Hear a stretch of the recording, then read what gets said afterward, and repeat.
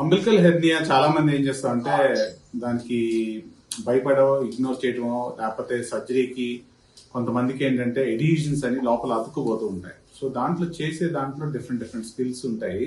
చాలా మంది ఏంటంటే స్పెషల్ గా నాకు లోపల నుంచి మెష్ చేయించుకోవాలని ఇట్లా అని అట్లా అని ఏదో చెప్తూ ఉంటారు. నేను అనేది ఏంటంటే స్పెషలిస్ట్ ఉన్న ప్రాబ్లం బట్టి దాన్ని బట్టి డిస్క్రైబ్ చేస్తారు. సో జస్ట్ ఫర్ ఎగ్జాంపుల్ ఈయనకి ఎన్ని రోజులు అయిందంటే 1 వీక్ అయిందా? 1 వీక్ అయింది. Umbilical hernia. సో దీంట్లో జూమ్ అవుట్ చేసి జూమ్ ఇన్ చేస్తే రాఘవేంద్ర గారు ఫస్ట్ ఈయన దగ్గరికి వచ్చేస్తాడు. అర్థమైందా? సో అలా ఆవిడ కూడా చెప్పింది, అంత ముందు ఎలా ఉండేదమ్మా, కొద్ది పైకి ఉండేదా, అందంగా ఉంది. సో సో ఇది చెప్పాల్సింది ఏంటంటే ఇప్పుడు అన్ని hernia operations I'm just joking. So ఒక్కొక్కటి దాని యొక్క డెప్త్ బట్టి దాంట్లో ఉన్న కంటెంట్స్ బట్టి లాప్రోస్కోపికా లేకపోతే సర్ఫేస్ నుంచి చేయాలా అనేది డిఫరెంట్ గా ఉంటాయి.